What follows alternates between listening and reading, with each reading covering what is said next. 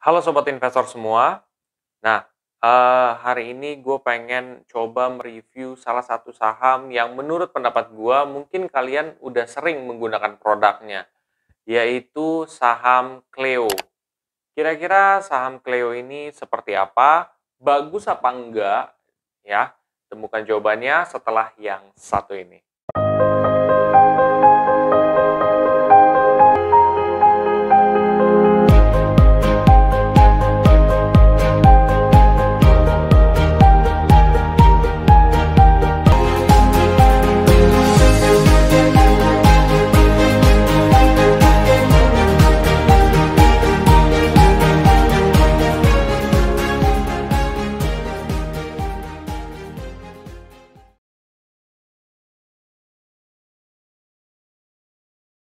Gini ya teman-teman, kalau misalkan gue berusaha untuk mereview salah satu saham, ini berdasarkan personal opinion gue, ya itu satu. Kedua, gue itu akan mereview dari rasio-rasio keuangan mereka juga, ya. Ketiga, gue juga mereview dari beberapa pemberitaan yang ada. Jadi gue berdasarkan sumber yang ada dan juga ini merupakan personal opinion gue. Bisa jadi kalian itu berbeda pendapatnya dengan gue, ya. Dan data yang gue gunakan adalah data saat ini, bukan data masa depan juga. Jadi suatu hari beda, ternyata ya tidak sesuai dengan sekarang, itu hal yang wajar terjadi ya guys. Oke, langsung aja. Cleo sendiri, teman-teman mungkin udah pernah belum pakai produknya Cleo? Nah, jadi Cleo ini ya, buat teman-teman yang mungkin masih baru, Cleo itu tuh kayak semacam minuman. Kalau misalkan kalian tuh lihat di apa ya, eee, Indomaret, Hypermart, ya kan, itu kalian tuh biasanya ngelihat, ada produknya Cleo nih, gitu kan, atau di supermarket tuh biasanya ada produknya Cleo nih.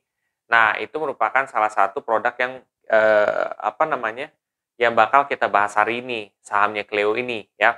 Yang mana saham Cleo ini adalah, saham PT, Sariguna, ya. Jadi, buat teman-teman juga yang belum tahu, kalian bisa search di Google juga. Nah, di sini ya, itu produknya rata-rata minuman ya. Minuman itu bisa berbagai macam ya. Ada yang bentuknya botolan segini, ada yang bentuknya galonan ya. Dan memang mereka punya satu kelebihan yang berbeda dibandingkan yang lain juga ya. Kalian bisa lihat juga kalau misalkan kalian pengen tahu di laporan tahunannya Cleo sendiri ya. Terakhir kalau nggak salah baru apa ya, keluar tuh yang tahun 2018 ya. Seperti itu. Itu sekilas tuh tentang Cleo ya. Bagaimana tuh, apa sih produknya Cleo apa aja gitu, kan kasarnya begitu. Nah, sekarang kan udah tahu nih, oke, produknya adalah minuman. Nah, lalu biasa ya, gue coba mereview dari rasio-rasio keuangannya ya, karena gue juga sempat bilang soal laporan keuangan, tapi kayaknya masih ada yang pro kontra juga nih. Jadi gue ngomongnya adalah rasio-rasio keuangannya aja.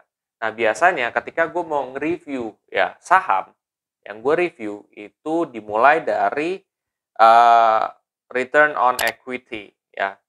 Return on equity dari saham Cleo ini itu cukup bagus ya guys, sekitar 14,8% berdasarkan kuartal terakhir.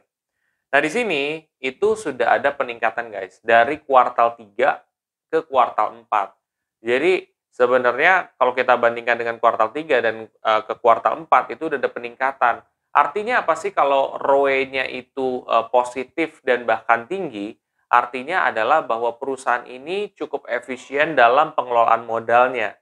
Berarti semakin tinggi ya angkanya, berarti akan semakin efisien. Nah, di sini cara kita tahu ini bagus atau enggak ada dua hal. Pertama, kalian lihat dibandingkan kuartal sebelum. Kedua, kalian bandingkan dengan misalkan di industri yang sama, saham-saham yang apa ya, di industri yang sama perusahaan-perusahaan lain gimana gitu loh. Ya, misalkan ini di sektor konsumsi atau konsumen ya kan. Nah, ini bagaimana gitu loh. Nah, kalau gue lihat sih tadi memang ada yang lebih tinggi, ada yang lebih rendah juga. Dan ini tuh udah digolongkan menurut pendapat gue udah cukup bagus. Kalau lo bandingin sama Unilever, jauh gitu ya, return on equity dari Unilever tuh lebih di atas. Tapi kalau lo bandingkan dengan beberapa perusahaan lain, ya, seperti dibandingkan dengan Garuda Food untuk return on equity, ya, untuk saat ini masih lebih unggul, seperti itu. Lalu gue biasanya ngebahas kedua dari return on asset. Return on asset, gue pengen tahu nih, apakah eh, perusahaan ini efisien nggak dalam pengelolaan asetnya. Semakin tinggi jumlahnya, berarti semakin efisien. Di sini adalah 10,1%. 10,1% ya, ini sudah ada peningkatan dari kuartal 3 ke kuartal 4. Berarti sudah mulai ada perbaikan juga guys, gitu. Artinya sudah makin improve lah gitu ya. Nah, kalau makin improve kan berarti makin baik. Tapi pertanyaannya kalau dibandingkan dengan yang lain seperti apa? Kalau dari sudut pandang gue sendiri, di industri yang sama ya, tapi perusahaan yang berbeda, memang kalau untuk return on asset ini ada beberapa yang lebih tinggi. Tapi menurut pendapat gue ini udah cukup bagus guys. Karena banyak aspek juga, banyak perusahaan-perusahaan yang return on assetnya itu di bawah dari 10%. Seperti itu. Dan ini juga perusahaannya udah cukup bagus dan melakukan peningkatan gitu. Itulah yang menarik sebenarnya. Lalu dari return on asset, gue biasanya juga ngelihat daripada net income-nya. Jadi net income tuh kayak pendapatan bersih suatu perusahaan ya.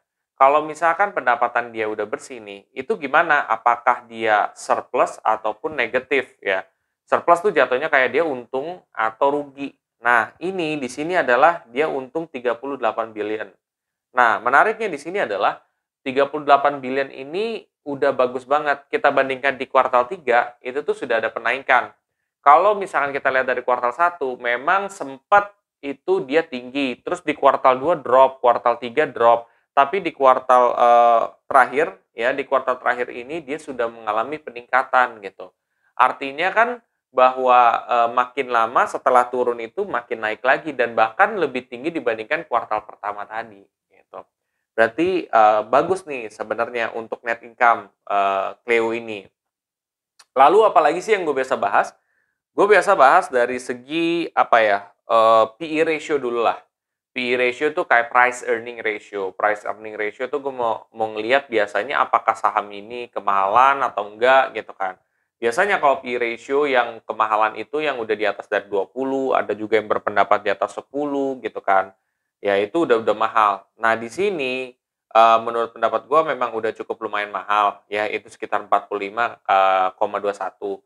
Tapi ini menurut gua ya balik lagi, banyak aspek yang kita harus lihat ketika kita mau membeli satu saham, ya. Kita nggak bisa hanya berpacu kepada, "Oh, harganya mahal," dan gua escape, nggak kayak gitu juga konteksnya.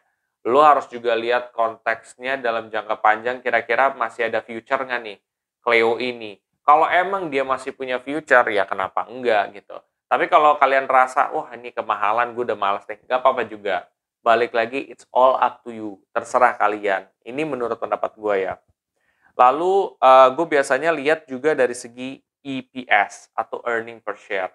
Jadi earning per share tuh gampangnya laba per saham atau gampangnya apa ya? Mungkin kalau misalkan EPS-nya itu semakin gede, berarti itu semakin baik. Kenapa? Artinya berarti laba per sahamnya semakin meningkat gitu kan.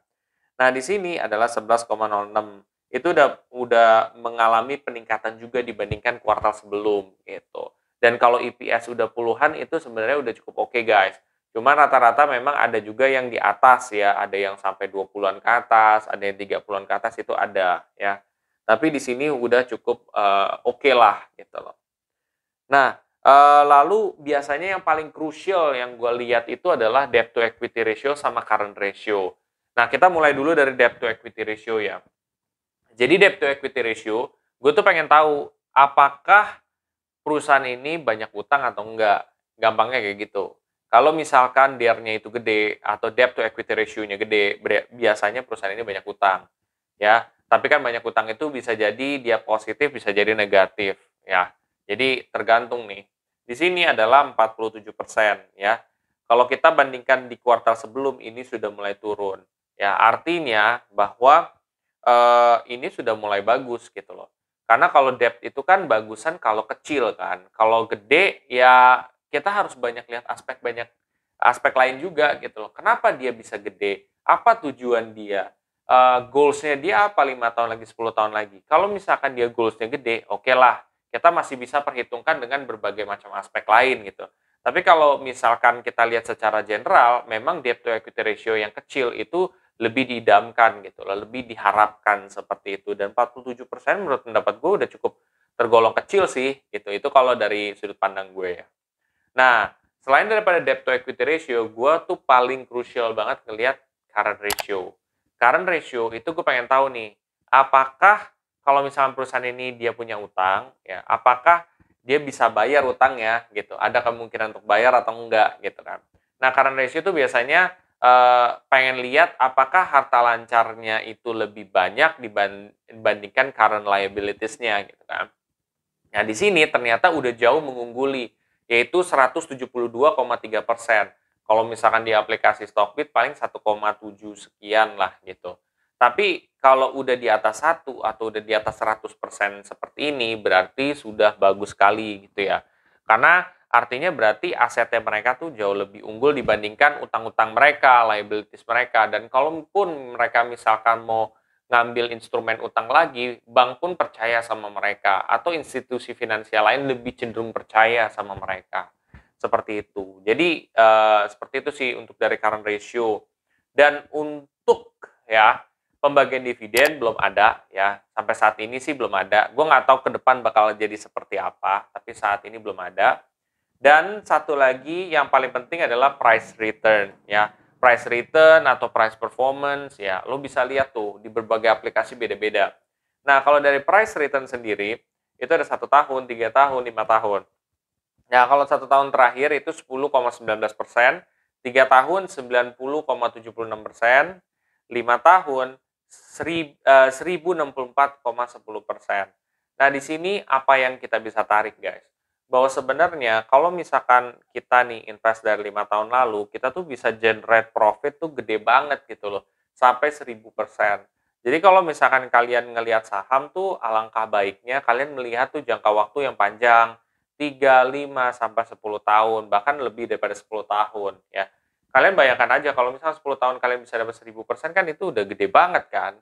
Pasti otomatis kalian juga nggak akan tahu, wah ini saham bakal naik kayak gini. Ya nggak ada yang tahu juga gitu loh, even profesional aja nggak ada yang tahu. Tapi ketika kalian udah mulai invest, kalian tuh udah bisa ningkat sebesar itu gitu kan. Seperti itu. Dan kalau misalkan 1 tahun aja dia udah 10,19%. Kalau 10,19% menurut pendapat gua memang tergolong kecil ya guys gitu. Karena memang banyak saham-saham lain juga yang memang performance-nya di atas daripada ini. Ada yang 60%, 50%, ada yang 100%, ada yang 200%, itu banyak banget gitu. Tapi again, selama dia positif dan dia stable, itu jauh lebih baik dibandingkan dia terlalu fluktuatif gitu loh. Terlalu lonjakannya kencang banget gitu loh. Dan memang sejauh ini kalau yang gue lihat saham ini yang memang apa ya, ada plus dan ada minusnya juga, tapi lebih banyak plusnya sih yang gue lihat gitu. Dan kalaupun kalian misalkan di saham-saham sektor konsumsi ini sih bagusan emang untuk yang defensif kalian gitu loh. Bagusnya tuh kayak mungkin sekitar 5 tahunan ke atas gitu. Kalau misalkan kalian mau gali di bawah dari 5 tahun, mungkin jangan ya terserah gitu. Kalian mau ngambil ini apa enggak, bebas ya. Cuman kalau misalkan saham-saham kayak gini kan seperti yang kalian lihat, kalau misalkan kalian hold lama hasilnya akan lebih baik. Walaupun memang return pada saat ini belum tentu ke depan bakal sama. Tapi kan kita bisa lihat nih, oh berarti ada kemungkinan ke sini tuh ada gitu, seperti itu.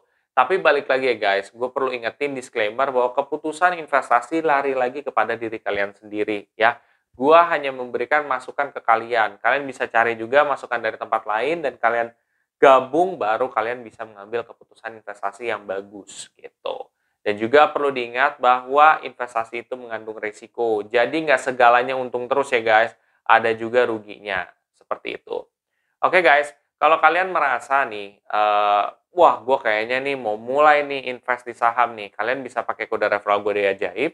Nah, nanti kalian bisa dapat bonus berupa saham ya, saham gratis lumayan banget kan. Kalau dapat mulai awal tuh dapat saham gratis juga gitu loh. Terus ditambah lo juga mau invest saham juga makin bagus lagi kan gitu. Tapi balik lagi optional ya guys, kalian mau pakai atau enggak bebas ya. Kalau misalkan kalian juga merasa ini bermanfaat, kalian bisa share aja ke teman-teman kalian yang lain. Dan jangan lupa untuk subscribe, like, dan komen di video gue. Sampai jumpa di video gue selanjutnya. Terima kasih.